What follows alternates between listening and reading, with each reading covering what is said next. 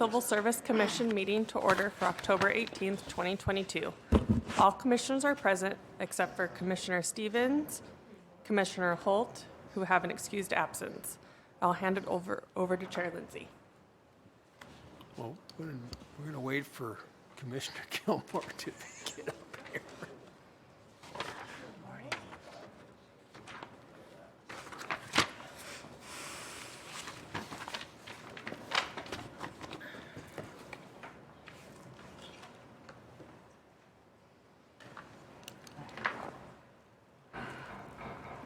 Look at this.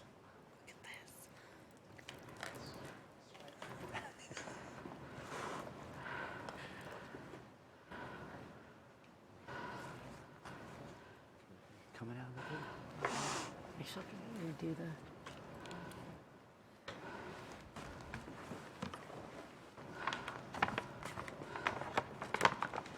Commissioner Holt is also here. All right. Let's call to order has everybody had an opportunity to review the minutes Yes. for the August meeting? Yes. We can't hear you. Yes. I move approval of the minutes as submitted. Second. Any comments, discussion? All in favor? Aye. Aye. Aye. Agenda item 3, update from our chief examiner. Good morning, everyone. I've just got a couple brief things to update everyone on. I want to start off by talking about our supported employment function that was on September 29th here in the lobby of City Hall. It was very successful. It was a great function. We had over 10 area employers. We had representatives from the Streets Department, the Parks Department, and the Fire Department here. We had 70-plus job seekers with their job coaches and their teachers. We also had the mayor come, which was very popular. Our recruitment for the supported employment program opened on that week, the week of the 29th, and will run through November. So if there's any other questions about that or information that was provided at the event, I can share that info with you after the meeting. Second item is just a quick update on where we are at with rule review. We are continuing to make good progress on rule review. We have had one meeting this month. We have another meeting next week, which will be our final meeting of the year. We're going to take a break through November and December just due to holidays and trying to work around people's schedules just got too difficult. So we'll have one more meeting this year. We'll reconvene in January. We've gotten through, I think, 4 or 5 rules at this point. Making good work, and we should have sometime next year a great big presentation for all of you on updated rules. And then just as a reminder, we do have an appeal hearing scheduled for next month for the November 15th commission meeting, and would appreciate if you're not able to join us, just letting me know as soon as possible. Other than that, back to you, Commissioner, Chair. All right, agenda item 4A.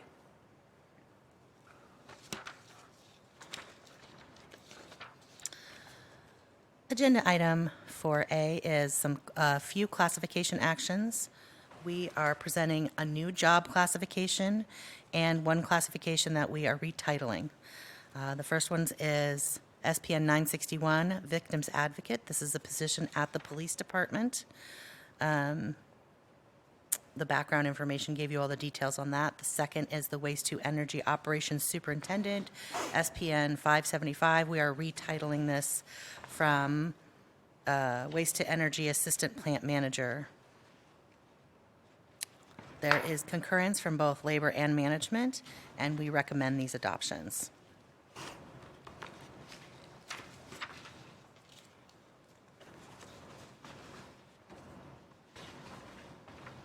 I move to accept these adoptions. I second. Any further discussion on the motion? All in favor? Aye. Aye. Opposed? Agenda item 4B. Agenda item 4B is the proposed 2023 budget for civil service. I have included the line item budget and then just highlighted a couple of the increases that I have requested. Not much, just about $4,500 for a couple additional laptop computers for the department. I have also requested $15,000 and $4,000 respectively, just for the increase in cost for travel for evaluators for our public safety assessment centers, our promotional testing. Just everything is costing more these days, and so I'm trying to account for increase in especially airline tickets, hotel, rental car, et cetera. Any additional costs that you see on the line item budget are internal costs proposed by the city. Our IT costs are going up, along with some of our other internal costs with the organization.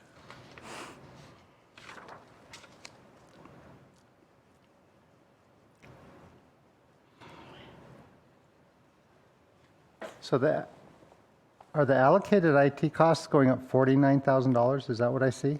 That is correct. From a prior year of $59,000? That is correct. Allocated. Are you using that much more IT? I think we all are using that much more IT. I mean, yes, I think. Do you It have any, seems- do you have any inclination what the entire city IT budget is going up? I do not. Okay. Thank you.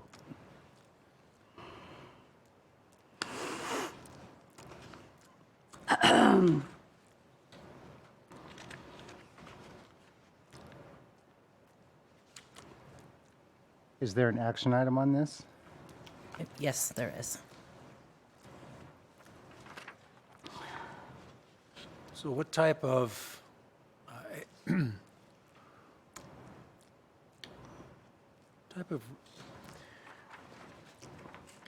have you received any sort of information from the administration regarding budgets, specifically the department's budget? Our department's budget? Yes. No.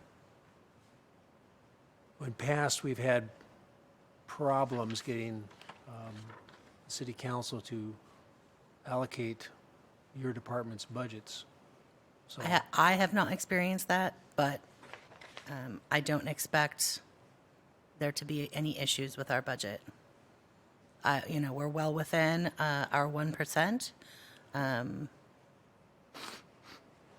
I don't think that I asked for anything, anything extra. I certainly wasn't asking for increased staffing, et cetera, et cetera. I think the cost of doing business has increased around the organization, and I feel like the requests I put in are absolutely defensible, and I didn't get any pushback from administration. I guess I would ask that question too, if there's, I mean, it's good to hear that there's been no talk of budget cuts, but it kind of sounded like that might be on the table. I think City Council has the budget currently, and there may be some more, I'm sure there will be more conversations around perhaps departments wanting to, voluntarily take some cuts. If we were to make any significant cuts, we would be losing people at that point, and I don't see a place where we can lose any bodies at this point. So if that happens, or you're given any indication that's going to happen, you'll come back and let us know. Absolutely. Okay. Thank you.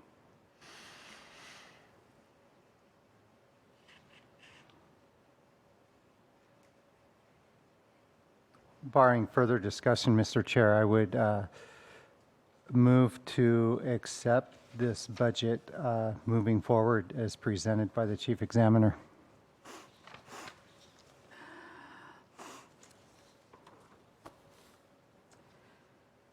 would second that. Any discussion? All in favor of the motion? Aye. Aye. Aye. Motion passes. Item 4C. Agenda item 4C is the long-awaited 2021 annual report. You will forgive me for the tardiness. We are in the process of building a whole new process for annual reporting for our metrics, how we gather information and data. And so what I'm providing for you this year is really just a fairly broad snapshot of work being done. I think moving forward, what we want to provide to you are some better metrics and some statistics that give a real idea of if we're being successful at what we're doing or not. This information we're providing, I can tell you, as a person working in civil service, what this means as is this successful or not. But in and of itself, it really is just data, and there's not really a lot of context around it. This is sort of the older style of traditional civil service report that was used for a long time. We're building a better widget moving forward. But I did want to provide some information on sort of some time, what did 2021 actually look like? It was a very busy year. I think you can kind of look through some of the stuff in this annual report, and our recruitments are up 47%, and I can tell you that we're up significantly evenly from that number just in 2022. The whole way that we do work is changing and is going to have to continue to change with the sort of world that this new place of low numbers of lots of recruitments, not very many people applying for jobs, and I think that's going to be with us for some time. And we also have a very large segment of our employees right now who can leave and retire, and I think we're going to continue to see large numbers of people leaving over the next 3 to 5 years as people are ready to move on and buy their RVs and move to Arizona, and there'll be a significant challenge to replace all of those folks and that knowledge. So at any rate, we did want to provide something as an annual report, and we will be building something better for the 2022. Expect something more significant from us. What would be very interesting, at least from this commissioner's standpoint, is on these turnover statistics on the retired. Wondering what the average or median term of service was with the city for people retiring, and the average or median age of retiree as the retired numbers continue to increase. For me, that would be interesting. I don't know if it would be interesting for anybody else. Well, you all know what I'm going to get into here. Bring it on. I'm stunned at the number of people that are not making it through, that are being terminated after their probationary period. And last month, we heard about the fact that we are woefully without PARs. Not sometimes they get them, we're just not doing them. So I really have to ask, what do we have in mind? Somebody tell me why somebody wants to come and apply for a job at the city. If you're going to put in, I believe is it not a year of probationary time? It is, yes. So you put in a year of your time, you possibly give up another job or two because you really want to work for the city, and then at the end of the probationary period, you're let go, and you have maybe never been given any indication that what you were doing wasn't the right thing. I'm stunned at that. I'm stunned that we aren't doing more. And I know Mr. Kavanaugh had you at the microphone last month, and I believe that if my notes are correct, that that you were going to take at least some of that on with HR. I know that we've had issues with HR, and I guess I'm just wondering, are we making any headway there? Are we doing something that is reason again for people to say, I want to go to work for the city. I want to apply for the city, for a city job, because it's a great place to work, and because I think I can do the job.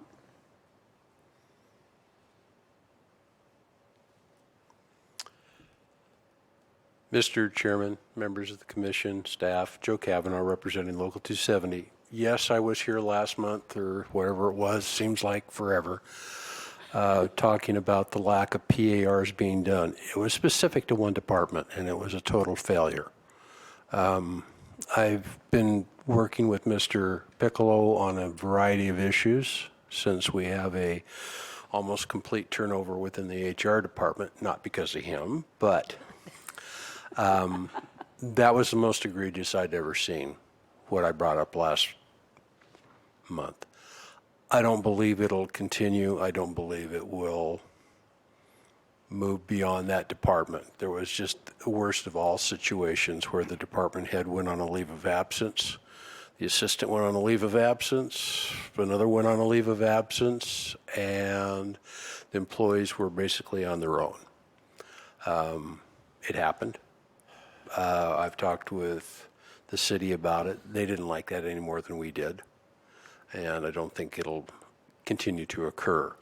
I'm probably going to be making some type of a proposal to the city sometime soon that employees that are on a probationary period are assured of evaluations in a timely fashion, bringing up their shortcomings and what they're doing well, so that they can balance that out and understand what they need to improve and where they don't. So I think everybody's pretty much in concurrence with that. The last month was irritating to me, but it was one of those things where I'd never seen that before in 20, 30 years. I hope to never see it again. So I think everybody actually is of the mind that that was not what we want to do. That was an anomaly, and we want to keep it as such. So 270 is going to be making a proposal to the city at some point to not take away the power of managers to manage during probation, because they should have that right, but to document what their concerns are so that the employees have an equal input into their careers, which you're talking about. So I found, since I had the conversation with you here, that management, for the most part, was appalled by what happened in that department. So that's good.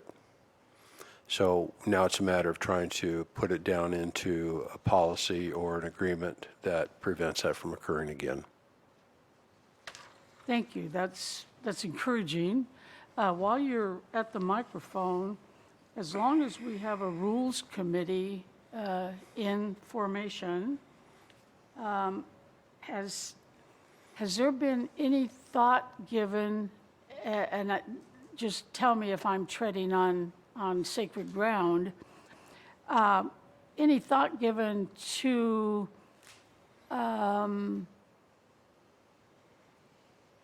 during the course of the rules committee meeting that a temporary employee could have an appeal?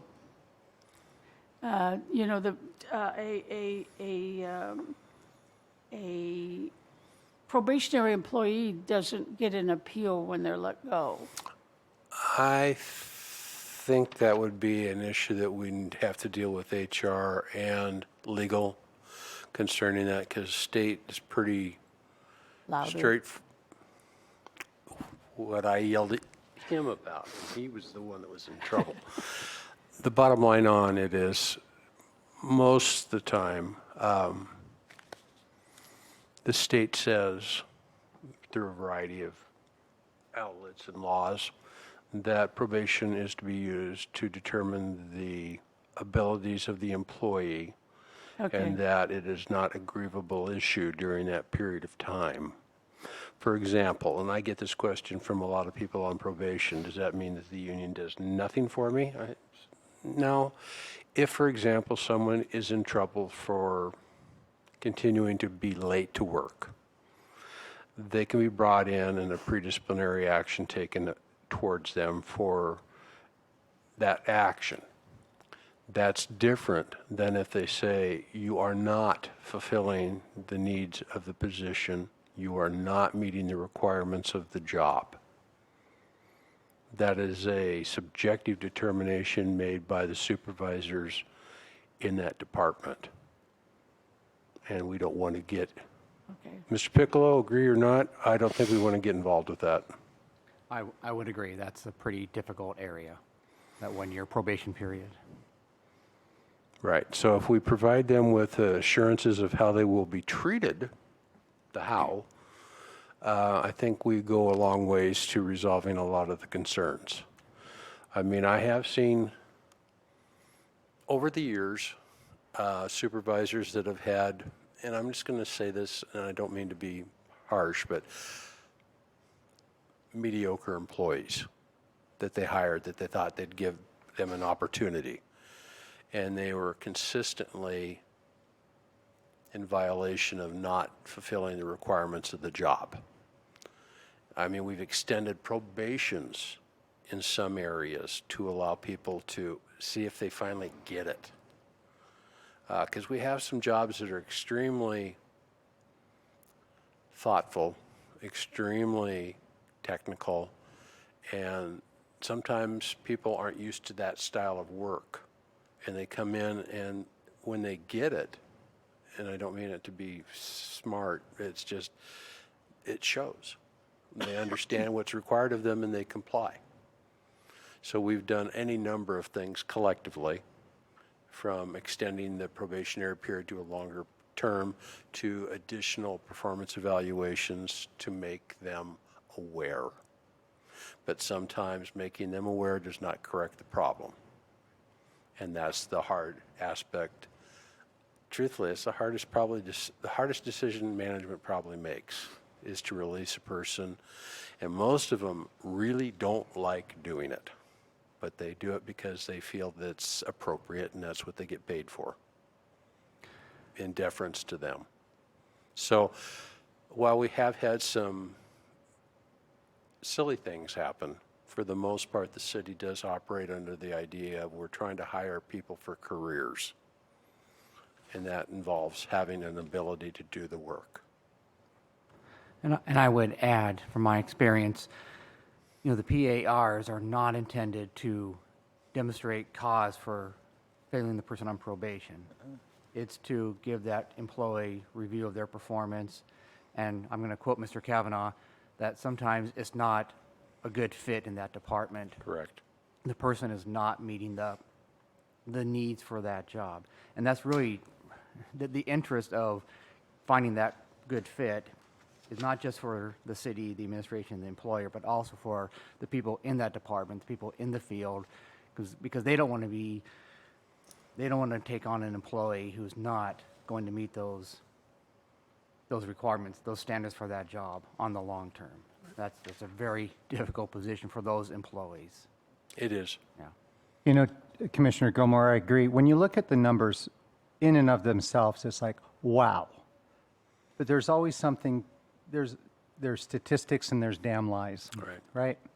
And I don't know which one of these I'm looking at this point, to be honest. For example, in 2012, we had 3 individuals fail probation. How is that in relation to the number that we're actually hired or on probation? Or is there a trailing percentage? I mean, if the number of hires doubled, and then relatively speaking, the number of people who failed probation doubled, then the trend is holding true.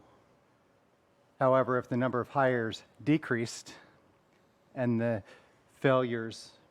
probation failures went up, then we either have a hiring issue, not hiring the right people, or maybe the right people aren't available, or we have a management issue.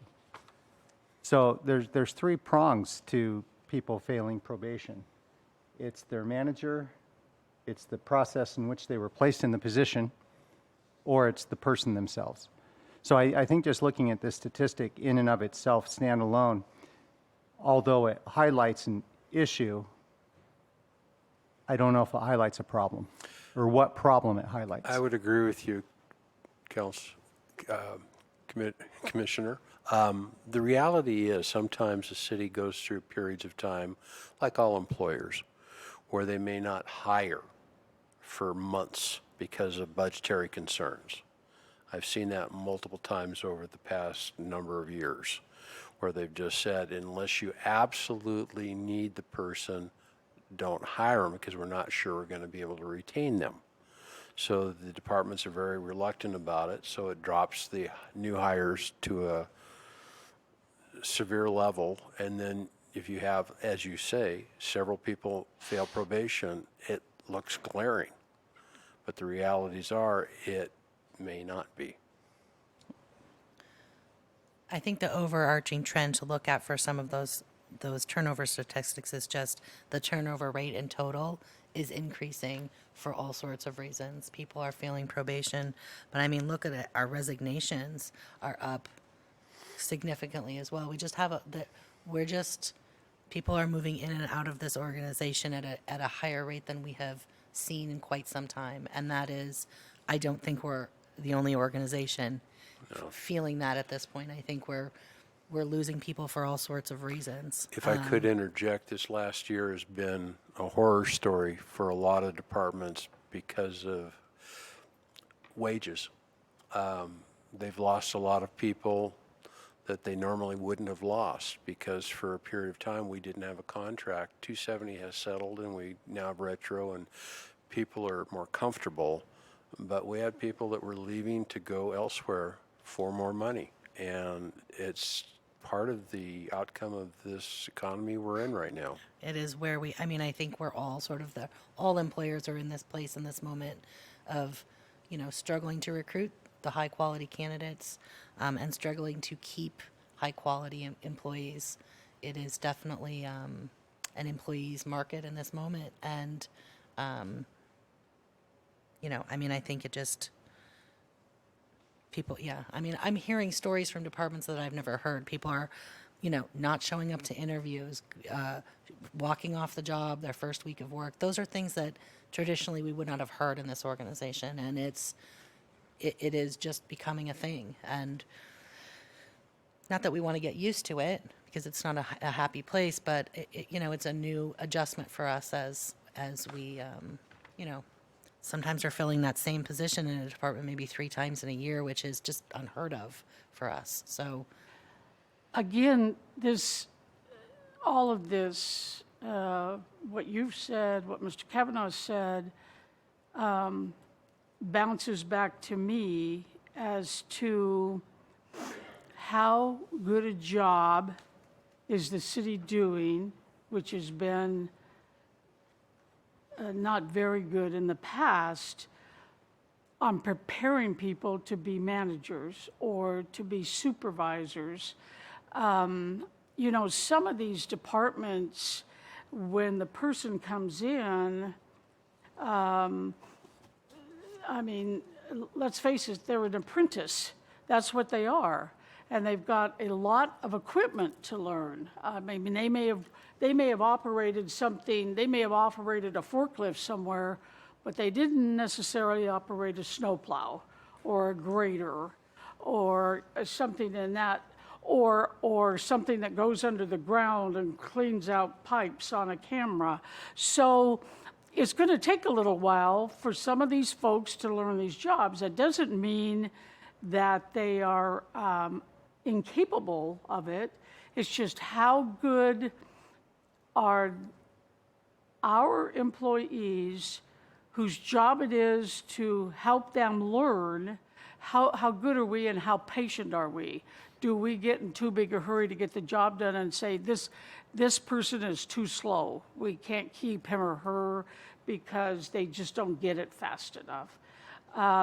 We've got to know that the people that we have training people coming in are the right people too. So once again, I'm going to express my concern about making sure we're getting our line people ready to be managers and supervisors so that they do a really good job with new people coming into the city. And we hold on to some of these probationary people who maybe otherwise would have a short stay here. They decide, I like it and I can do this job. And that's how they should feel if they can. So again, I'm throwing that in there. Since we're looking at annual planning. Do we need to adopt? Yes. Oh, I move adoption of the annual report as submitted by the chief examiner. I'll second that. any further discussion? All in favor? Aye. Aye. Agenda item 4D. You sure about this? Our final, yes, Have I vested in the retirement plan yet? I have. Okay, that's on record. Let the minutes reflect. item 4D, on a happy note. No commission action needed on this, just a positive. Mr. Holt has been selected by the mayor and affirmed by city council for another 4-year term with us. It was a slow night at city council that night. Craig, this will be your 4th? Something like that. Term? Whatever it is, I'm vested. Yes. You get a tiara or something. Something. Yes. I think you've been with us since 2011. So you are our longest serving commissioner. We appreciate your service and we're happy to have you for another 4 years. Well, speaking as a person who apparently passed probation, all the intricacies of everything that comes before this commission takes time as well. So, yeah, I handled a pen before I took this role. But there's a lot of things this pen did in the last 14 years that I hadn't done prior. So, thanks for letting me pass probation. On that note, Move to adjourn? Sure. Unless you have any new business. Second. Wow, okay. Well, wait, all right.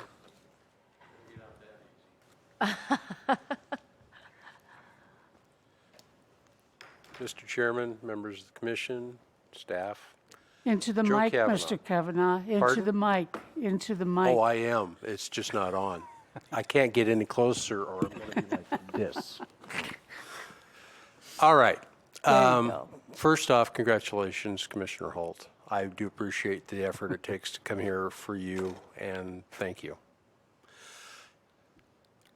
Last Tuesday morning, Local 270, I received an email that was forwarded to me from our friends at SHREC, which stands for Spokane Regional Emergency Communications. This is the brilliant idea of some other people to put together under one roof the dispatch of police and fire throughout the county. Historically, Local 270 has represented since early as I can remember in the early 80s, the dispatchers, which we have 18 of them. We also had, at the time when I started as president in 84, the 911 operators. And then some people decided, gosh, we don't need the 911 operators. We can move them over to the county because they'll do a much better job for us. And so things went. The email I got explained to us that as of November 1st, and that is November 1st, 2022, that the 911 portion of the dispatch would no longer be done by Shrek. Now, there's a lot of things going on with this, a lot of moving parts. The bottom line on it is it creates a very big problem for the 18 police dispatchers that Local 270 represents and the city has hired and let have careers. We now are forced, as of a meeting last week, to try to find a way in which to supplant, take over, whatever you might want to call it, Shrek's employees that are no longer going to be doing the work for our dispatchers with somebody else. So I've had conversations with the leadership of the police department, management of the city, and Ms. Pearson about how we do this. And this is going to be sausage making for a period of time. I prefer to be short. I've been told I'm optimistic and not realistic. I was thinking 6 months. I've been told it may take as much as 18 months to 2 years. It may require the reestablishment of 911 operators under the city of Spokane. I don't know what else it might entail, but things are going to be moving fairly quickly. And as with everything else, there apparently was some issue about monies. They, at some point, suggested that they could continue to do the work if they were paid $3.1 million November 1st. That wasn't agreed to. So then it was, well, then we won't do it. So it's created a mess, nicest way to put it. We're working with the police department, with the HR department, with civil service to try to come up with a proposal to change things. In the meantime, we'll just have to make do as best we can. And I think you all need to be aware of that. Not that it has to, nothing can be done today. Nothing will be done today. But it's going to be coming up before you here in the next few months, I have a belief. So what it becomes when it hits the dais here, I don't know. But we are going to be scrambling for a number of months to find 18 people, which is about the number, or 24 I've heard, people to take the calls for 911, because it's kind of disconcerting when you call 911 and you get a busy signal, or it just rings, and we don't want that to happen. And then we also have the situation where they have said, others, not us, that the dispatchers that are currently there giving information to our police department, that they can do all the work. And maybe, but probably not. Not well. Not as well as they've been able to do it. They need help. So we're going to be working on that. And the chief examiner will be coming to you with all kinds of wonderful notes on that, I'm sure. But I did, before you left today, want you to be aware of the impending tsunami. Thank you, Joe. Correct? Yes. We will triage as necessary through, the emergent time. It is public safety, so obviously it's a very high priority. We'll see how this works. But yes, it is kind of a mess that we're going to work through.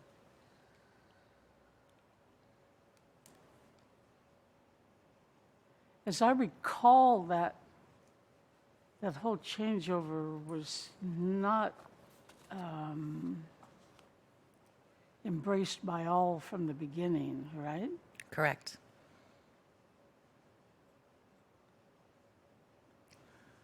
Well, as an end consumer of that, I agree. It used to be you had one person on the call all the way through. Now, if you're calling in, or if you're trying to present this to a jury, you have the initial call to 911, and then it gets shifted to an entirely different person, depending on whether it's the sheriff or the police department. And that person is absolutely, all they have are the computer added dispatch notes from 911 that are helping them try to figure out where they're going. And if you're in a circumstance where it is somebody's eluding the police, et cetera, you have a disconnect right in the middle as they're starting the chase. And it's been like that since they created whatever this is.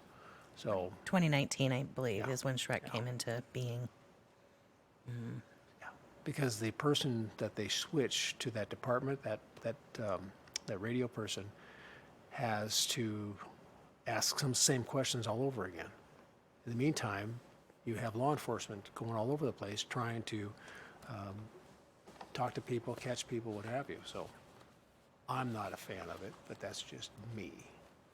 Well, I will keep you all apprised as we move through this process, just sort of what we're going to do in this emergent moment to sort of get us through, and then what the longer term plan is, because there will need to be a longer term plan on how this.